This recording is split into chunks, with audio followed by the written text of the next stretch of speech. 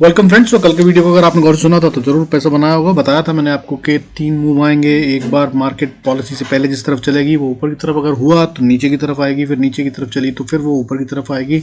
सो वो तीनों मूव आते हुए नजर आए मार्केट में और एकदम सटीक ढंग से। और बाकी लेवल्स भी चेक करने हो तो पूरा वीडियो जरूर देख लीजिएगा। बाकी आज के डेटा में जो गेम है उसको समझने की कोशिश करते हैं। Let's start the video. Before we start I request to go to the disclaimer as per SEBI norm. जरूरत है तो वीडियो को पॉज कर पढ़ें। देखिए आज विक्स जो है वो कूल ऑफ होता हुआ नजर आया। 12.47 पे बंद हुआ है। 1.58% का डिप है। लगातार दूसरा दिन जब ये गिरता हुआ नजर आया। लेकिन इससे बड़ी खबर क्या है जो स्ट्रांग वाली बन रही है मार्केट के बढ़ने के संकेत देती हुई, वो ये कि फॉरेन इंस्टीट्यूशनल इन्वेस्टर, विदेशी निवेशक जो है वो बाय कर रहे हैं और उन्होंने बाय भी बहुत अच्छे अमाउंट और मोटे अमाउंट में करा है। आज वो 3,632 करोड़ की बाइंग करते हुए नजर आए। हालांकि जो घरेलू वाले डोमेस्टिक इंस्टीट्यूशनल इन्वेस्टर हैं वो बेचते हुए नजर आए और 434 करोड़ का माल उन्होंने बेच दिया। और अगर इस तरह से मंथ की बात करें तो मंथ में दोनों पॉजिटिव हैं, foreign institutional investor as well as domestic institutional investor. Foreign institutional investor ने भी अब 10,874 करोड़ का माल खरीद लिया है, 10,874, और डोमेस्टिक इंस्टीट्यूशनल इन्वेस्टर ने भी 5,774 करोड़ का माल खरीद रखा है। सो दोनों पॉजिटिव है। नवंबर मंथ भी ऐसे ही बंद हुआ था, दोनों ने पॉजिटिवली बंद करा है। काफ़ी टाइम के बाद फॉरेन इंस्टीट्यूशनल इन्वेस्टर जो है वो बाइंग में आए हैं। नवंबर मंथ में डोमेस्टिक वालों ने 12,178 करोड़ का, 12,178 करोड़ से थोड़ा सा ज़्यादा माल खरीदा है। और वहीं फॉरेन इंस्टीट्यूशनल इन्वेस्टर ने 5,950 करोड़ का माल खरीदा। और मैंने बताया था आपको, एफआईएस जब बाइंग में आते हैं तो मार्केट बहुत तेज चलती है और बहुत मोटी बाइंग करते हैं। 3-4 हज़ार करोड़ की बाइंग रोजाना होती है। So that's what is happening at this point in time.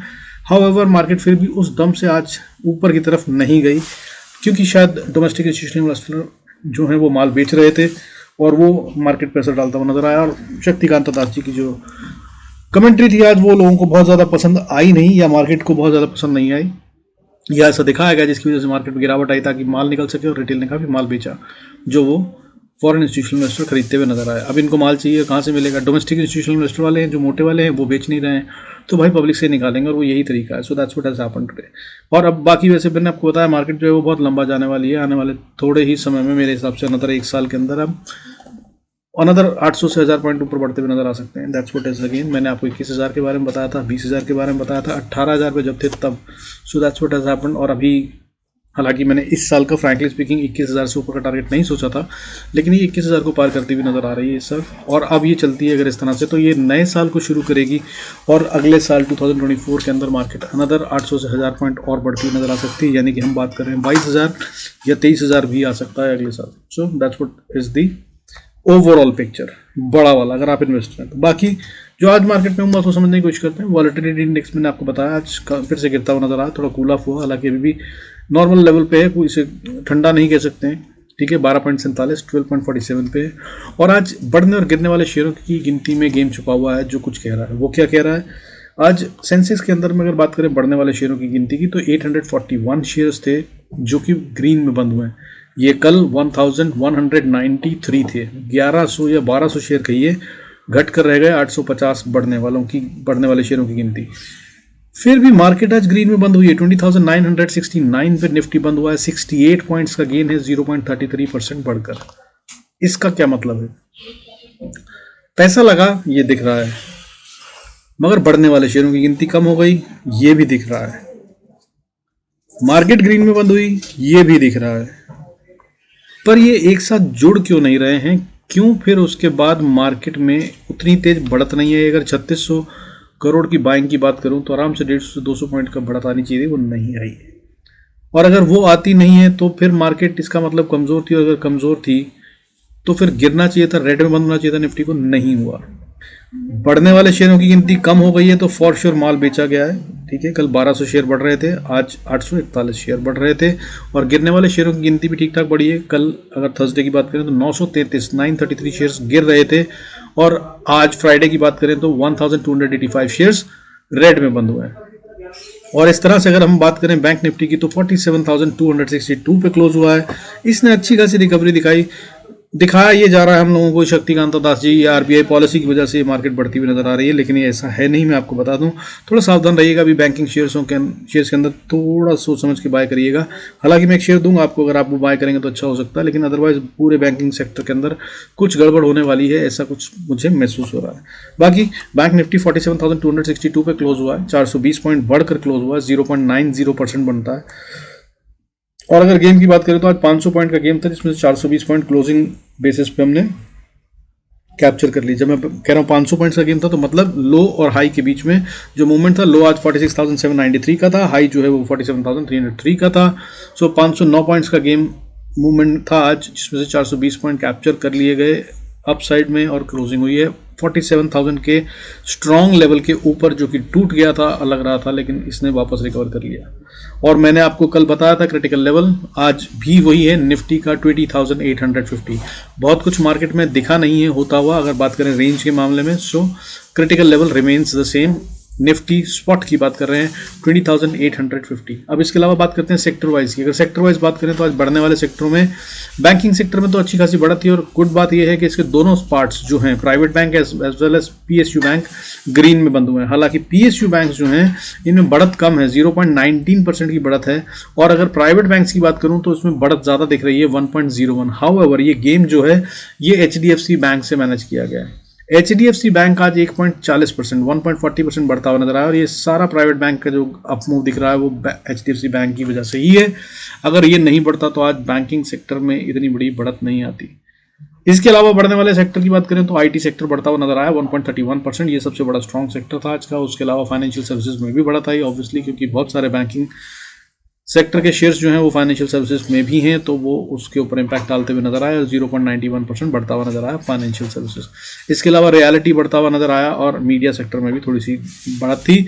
इसके अलावा गिरने वाले सेक्टरों में अच्छी खासी गिरावट थी, जैसे कि अगर हम बात करें तो आज का जो टॉप लूजिंग सेक्टर था वो स्मॉल कैप था। स्मॉल कैप्स में गिरावट थी, जिसकी वजह से सेंसेक्स में भी दिख रहा है कि ज़्यादा शेयर जो है वो आज रेड में बंद हुए हैं। तो स्मॉल कैप में आज सबसे ज़्यादा गिरावट थी 1.08% की। इसके अलावा एफएमसीजी सेक्टर भी ऑलमोस्ट 1%, दैट इज 0.99% टूट कर बंद हुआ है। इसके अलावा एनर्जी सेक्टर में भी 0.91% की गिरावट थी, और फार्मा सेक्टर 0.8% गिर कर बंद हुआ है। इसके अलावा MNC, auto, health care, infra, metal, mid cap select, ये सब रेड में बंद हुए हैं। तो गिरने वाले सेक्टरों की गिनती भी ज़्यादा है, ये दिख रहा है, बढ़ने वाले सेक्टरों से मैनेज किया गया है। सो इस बढ़त पे मैं अभी भी फिर भरोसा नहीं कर रहा हूँ, लेकिन पैसा तो सच में लगा है। 3,600 करोड़ की FIIs ने, फॉरेन इंस्टीट्यूशनल इन्वेस्टर, विदेशी निवेशक, उन्होंने बाय करा है। सो पैसा तो लग रहा है, तो खास शेयरों में लग रहा है, उन पर नज़र रखनी होगी और उनको पकड़ना होगा। कौन से हो सकते हैं उनको भी समझेंगे। उससे पहले मैं आपको लेवल्स और बैंक और चार्ट्स दिखा दूँ, उसके हिसाब से चलते रहिएगा, तो आराम से रहिएगा। देखिए, जो मैंने सुबह कहा था, कल की वीडियो में कहा था, देखिए मार्केट खुली ऊपर गई, फिर मैंने कहा था कि दूसरी तरफ मूव आएगा, और फिर उसके बाद पलट के वापस जो पहला मूव है उसको पकड़ती नजर आएगी मार्केट। सो सुबह खुली, मार्केट ने गैप अप दिया और अच्छी खासी बढ़त दिखाई, और उसके बाद नीचे गिरती हुई नजर आई, जहां से खुली थी उससे भी नीचे, और कल का रीसेंट जो लास्ट मिनट का लो था, लास्ट आवर का, उसको तोड़कर नीचे गई, और फिर वहां से वापस अच्छी खासी रिकवरी दिखाकर एक अच्छे लेवल पे क्लोज हुई है। हालांकि आज का जो हाई पॉइंट था उससे नीचे ही बंद हुए हैं, बट आज की ओपनिंग से ऊपर ही बंद हुई है, और ये एक अच्छा साइन भी होता है, क्योंकि इसका मतलब ये होता है कि कंसोलिडेशन हो गई। अब इसको डेली चार्ट पे कर देखें तो डेली चार्ट पे कुछ इस तरह से दिख रहा है, देखिए, मगर इसमें यहाँ पे बहुत ज़्यादा गेम नहीं दिख रहा है। अगर डेली चार्ट की बात करें तो डेली चार्ट में ये कैंडल जो है बहुत कुछ नहीं कह रही हैं, ये सेम रेंज के अंदर ही चल रहे हैं। हालांकि हमने आज 3 दिन के हाई का या प्रीवियस रेजिस्टेंस हाई जो था वो तोड़ दिया, और क्लोजिंग भी उसके ऊपर दी है, ये साइन ऑफ स्ट्रेंथ है। मार्केट अभी और ऊपर जाती हुई नजर आ रही है, ये साफ बता रहा है, इसका मतलब ये है। लेकिन स्मार्टली खेलिएगा, रिटेल को धोते हुए नजर आएंगे, जैसा आज हुआ है वैसा ही वो होगा। और दूसरी बात मैंने आपको बता दिया, छुपी हुई बाइंग है, और जो बाइंग है वो आपको ढूंढनी पड़ेगी, नहीं ढूंढ पाएंगे, फंस जाएंगे। एक शेयर बता रहा हूँ अभी, उसको नोट कर लीजिए, ये एक अच्छा शेयर हो सकता है। और इसके कारण क्या है बाय करने के लिए, जो मैं कह रहा हूँ, एक तो बुक वैल्यू से कम है, दूसरा प्रॉफिट बढ़ रहा है, सेल्स बढ़ रही हैं इसके, और इसके जो बैलेंस शीट है वो अच्छी इंप्रूव होती हुई नजर आ रही है। इसका जो NPA है वो काफ़ी अच्छे से रिड्यूस होता हुआ नजर आ रहा है। छोटा सा बैंक है, बहुत महंगा शेयर नहीं है। ये है सिटी यूनियन बैंक, 155 रुपये 95 पैसे पे आज क्लोज हुआ है। अगर आप इसको बाय करना चाहें तो आप इसको अपनी समझदारी से बाय कर सकते हैं, और मेरे हिसाब से ये अब अगर नीचे की बात करूं तो ये 149 को नहीं तोड़ेगा, ठीक है। सो 6-7 रुपये का स्टॉप लॉस बनता है, 56 रुपये का भी अगर मान लें तो 7 रुपये का स्टॉप लॉस। और अगर इसके टारगेट की बात करूं तो मुझे ये 161, 161, और अगर उसके ऊपर की बात करूं तो 180 तक जाता हुआ नजर आ रहा है इन रिसेंट टाइम्स। दूसरा, अगर आप लॉन्ग टर्म इन्वेस्टर हैं तो इसको होल्ड भी कर सकते हैं। मैंने ऐसे ही पंजाब नेशनल बैंक पहले बताया था, जो कि अब काफ़ी अच्छे से बढ़ चुका है। IDFC फर्स्ट बैंक भी मैंने बताया था, उसी तरह से मैं ये आज बता रहा हूँ सिटी यूनियन बैंक।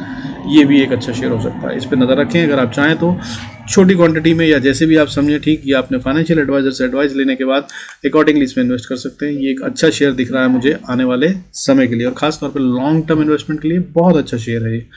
अब बात करते हैं मार्केट में बाकी सब कुछ जो हो रहा है उसको कैसे हमें टैकल करना है या क्या ट्रेड कर सकते हैं। तो साहब देखिए, सिंपल सी बात है, अगर वीक की बात करूं तो वीकली कैंडल भी बहुत अच्छी बंद हुई है हमारी, ठीक है, बहुत बुलिश है और ये बहुत स्ट्रांग है। The only problem is that कि 21 मूविंग एवरेज से दूर है, जो ये इंडिकेट करती है कि प्राइस अब या तो साइडवेज जानी चाहिए या फिर वापस नीचे आकर थोड़ी सी करेक्ट होकर फिर ऊपर जानी चाहिए, तभी मार्केट में मजा आएगा। अदरवाइज ये खतरनाक मूव है जो नुकसान भी दे सकता है, ठीक है। अब अगर बात करें, और ये बैंक निफ्टी में भी ऐसा ही है, ठीक है, बैंक निफ्टी की अगर हम बात करें तो बैंक निफ्टी में भी क्रॉस ओवर दिया पिछले हफ्ते इसने 21 मूविंग एवरेज के ऊपर, और इस हफ्ते इसने अच्छी खासी बढ़त दी है और ये काफ़ी दूर चली गई है प्राइस इस समय 21 मूविंग एवरेज से। और अगर आप बात करें 21 volume weighted moving average use करता हूँ, अगर आप सिंपल मूविंग एवरेज भी यूज़ करेंगे तो उसमें भी आपको बहुत फर्क नहीं दिखेगा, ज़्यादा अंतर नहीं आता, तो उसके अकॉर्डिंगली यूज़ कर लेते हैं, कर लीजिएगा आप। अब इसने प्रीवियस हाई और रेजिस्टेंस को तोड़ दिया है 46,285 या 300 का लेवल मान लीजिए। अब जब तक ये ना टूट जाए तब तक भाई मार्केट सिर्फ बाय ऑन डिप्स है, अकॉर्डिंगली चलिएगा, ठीक है। और निफ्टी भी बाय ऑन डिप्स ही है अभी, इसको गलती से भी सेल करने की सोचिएगा मत। हालांकि मैंने जो सीन्स बताए हैं उसके मुताबिक खतरा है, लेकिन वो इसलिए मैं बोल रहा हूँ कि this is not the good time for the investment, या बाय करने से पहले शेयर की वैल्यूएशन और उसके ट्रेंड को ज़रूर देख लीजिएगा, ठीक है। बाकी अदरवाइज अभी मार्केट बहुत स्ट्रांग दिख रही है और FIS का पैसा आ रहा है, सो ये अभी बहुत दमदार रूप से चलती हुई नजर आ सकती है। अब बात करते हैं क्या इंपॉर्टेंट लेवल्स हैं। अगर हम बात करें तो अगले हफ्ते की बात करेंगे तो होल वीक की, तो अगर मैं बात करूं तो इंपॉर्टेंट लेवल जो बनता है वो 20,500 निफ्टी स्पॉट का, नीचे से ये जब तक ना तोड़े तो ये मजबूत है। और अगर ऊपर की बात करूं, अगर इसने ऊपर 2030 को तोड़ दिया तो ये 21,170 तक आराम से जाती हुई नजर आ रही है, फिलहाल के लिए यही गेम है।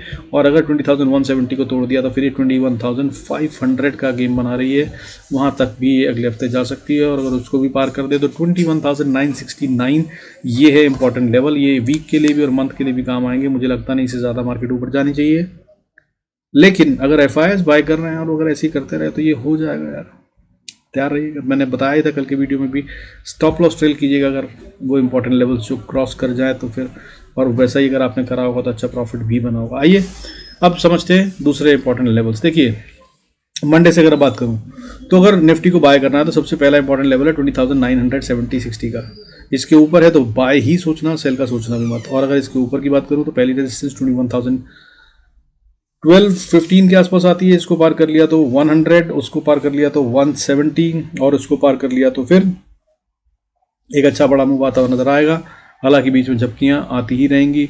वो लेवल होगा 21,170 से लेकर 21,400 या 430 तक, और उसके ऊपर फिर 500 तक भी मार्केट जा सकती है। ये मूव अगले हफ्ते में आता हुआ नजर आ सकता है और काफ़ी तेज चलती चली मार्केट, तो इसको भी पार कर सकते हैं। अब इसके अलावा अगर बात करें नीचे आना है, सेल करना है, तो यार देखो सेल के लिए ना आइडली जो बनता है इंपॉर्टेंट लेवल मेरे हिसाब से, जिसको आपको सबसे पहले नोट कर लेना चाहिए, वो है 20,950। इनफैक्ट थोड़ा सेफ रहें तो 850 तक मत सेल कीजिएगा, खासतौर पर पोजिशन के लिए, वीक के हिसाब से बता रहा हूँ। लेकिन अगर 950 को क्रॉस करे तो सेल बनता है, ठीक है, सोच सकते हैं।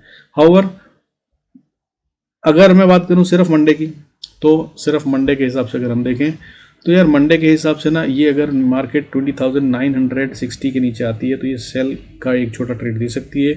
अगर ये वहाँ से गिरना शुरू हुई तो 20,900 तक का मूव दे देगी, और अगर वहाँ से नीचे गिरती है तो फिर ये अगला मूव जो देगी वो 20,850 तक का दे सकती है। और उसके बाद फिर ये एक इंपॉर्टेंट एरिया होगा 20,850, और अगला लेवल 800 या 810। यहाँ पे कहीं पे भी मार्केट के बाउंस करने के बहुत हाई प्रोबेबिलिटी होगी अगर आती है तो यहाँ पर अपने स्टॉप लॉस ट्रेल कर लीजिएगा या प्रॉफिट बुक कर इंतज़ार कीजिएगा नए प्राइस एक्शन का। और अगर इसके नीचे जाती है 810 के तो भाई फिर 20,709, और फिर उसके बाद सीधा 20,540 और 500 ये लेवल बनते हैं जहाँ तक नीचे की तरफ निफ्टी ट्रेवल करेगा। और अगर इसको भी तोड़ दिया तो फिर 20,200 से पहले 338, 200, और फिर उसके बाद 200 के बाद 144 एंड 20,021 यहाँ तक निफ्टी ट्रेवल कर सकता है अगर नीचे आता है तो आराम से। और अगर इससे ज़्यादा की ज़रूरत होगी तो फिर मैं डेली वीडियो में बता दूंगा, उसको नोट कर लीजिएगा। अब बात करते हैं बैंक निफ्टी की। देखिए बैंक निफ्टी जो है वो तेजी से चलता हुआ नजर आ रहा है, कुछ ज़्यादा ही तेज चल रहा है और चलना भी चाहिए इसको, क्योंकि काफ़ी टाइम से चला नहीं था। सो अगर आप बात करें इसकी तो ये अभी फ़िलहाल एक ऐसा पैटर्न बना रहा है जो उल्टा बन रहा है, ठीक है। अगर ये छोटी वाली कैंडल ऊपर की तरफ होती तो मैं मान लेता कि ये नीचे की तरफ जा रहे हैं, ये रेड कैंडल इधर की जगह इधर होती और ये ग्रीन कैंडल यहाँ होती तो हम मान लेते कि ये रिवर्सल पैटर्न है और नीचे जा रहा है, लेकिन इसने उल्टा बनाया है, ठीक है। मॉर्निंग स्टार और इवनिंग स्टार की कहानी अगर आप पढ़ेंगे तो आपको समझ में आ जाएगा, ये उसकी कुछ फॉर्मेशन से खेला जा रहा है यहाँ पे, ठीक है। और ये दिख रहा है कि लड़ाई चल रही है, फाइट बहुत जोरदार है। सो सिंपल वर्ड्स में अगर बात करूँ तो अगर आपको देखिए इसका इंपॉर्टेंट लेवल चाहिए तो इसका सबसे इंपॉर्टेंट लेवल है भाई 46,800 या 850 का एरिया। इसको जब तक ये ना तोड़े, 800 ही मान के चलिए, 27 निकल रहा है टू बी वेरी प्रिसाइज, जब तक ये 46,820 या 800 के नीचे नहीं क्लोज करना शुरू करता या ट्रेड करना शुरू करता, इसको सेल का कोशिश मत कीजिएगा, बाय ऑन डिप्स है, ठीक है। सो इंपॉर्टेंट लेवल आपको बता दिया। अब अगर बात करूँ ऊपर जाना है या नीचे आना है तो फिर किससे हमें ट्रेड करना है, तो भाई देखिए क्लोज हुआ अभी 47,283 पे, अगर ये ऊपर चला जाए 47,300 2030 के तो फिर ये बाय बन गया और भी स्ट्रांग वाला। और फिर उसके बाद भाई प्रॉफिट बुक मत करना, स्टॉप लॉस ट्रेल करते जाना, क्योंकि इसके जो लेवल्स निकल रहे हैं मैंने पिछले वीडियो में बताया था, अभी फिर बता देता हूँ आपको, बहुत ऊपर के निकल रहे हैं। क्योंकि अगर इसने ये 47,350 या 30 का एरिया पार करके क्लोजिंग देनी शुरू कर दी तो फिर ये 48,000 से लेकर 48,500, 48,850, 49,000 और फिर 50,000 को भी छू दे तो बहुत बड़ी बात नहीं होगी। हालांकि अभी 49,000 के ऊपर जाता हुआ नज़र नहीं आ रहा है, सो ट्रेल करते जाइएगा।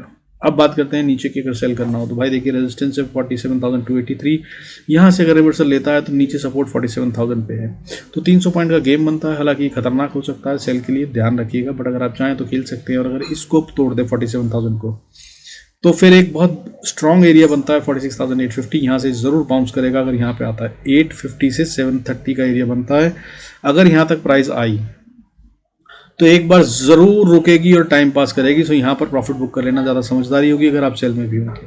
हाउएवर अगर इसको तोड़ दें, दैट इज़ 46,850 से 730 का एरिया क्रॉस करके नीचे जाने लगे, तब फिर ये 46,500 पे सपोर्ट लेगी और ये भी एक स्ट्रॉन्ग सपोर्ट होगी।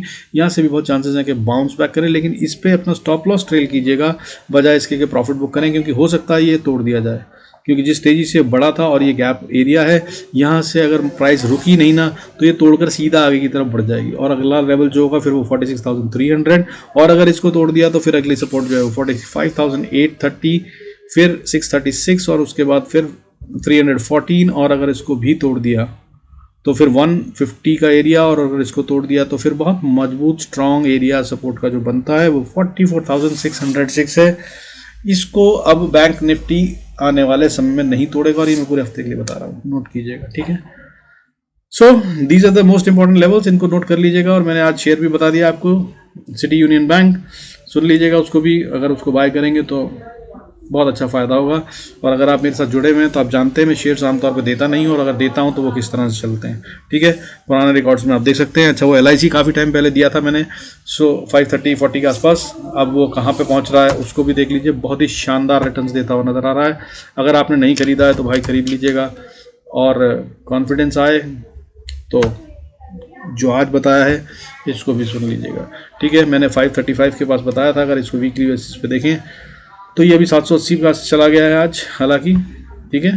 तो मैंने कहाँ बताया था, मैंने बताया था 535, यहाँ से करीब यहाँ पे कहीं बताया था मैंने, ये वो एरिया है जिस पे मैंने जब ये गिर रहा था तब मैंने यहाँ पे कहीं बताया था कि भाई ये ऊपर उठेगा, मल्टीबैगर टाइप है और ये ऊपर जाता हुआ नज़र आएगा। सो 6 महीने का समय गुजरा है, वो अप्रैल के आसपास की बात थी, और अब ये 800 को पार कर गया है आज, बहुत ही शानदार रिजल्ट। सो ऐसे बताता हूँ शेयर्स, अगर आपको अच्छे लगें तो do invest. City union bank दिया हुआ है, बाकी मैं कोई रिकमेंडेशन के तौर पे नहीं दे रहा हूँ, आप अपने फाइनेंशियल एडवाइज़र को देखें, उनसे पूछें, समझें, खुद अपनी समझ से चेक करें, अगर ठीक लगे तो जो बाय कीजिएगा। With this I conclude this video and don't forget to like, subscribe and share the video. 1000 subscriber कर दीजिए। अगर सीखना चाहते हैं तो मैं लाइव आकर सिखाऊंगा, आपके क्वेश्चन आंसर्स को आंसर करने की कोशिश करते हुए लाइव आकर, ठीक है। With this, thank you so much. God bless us all. See you in next video.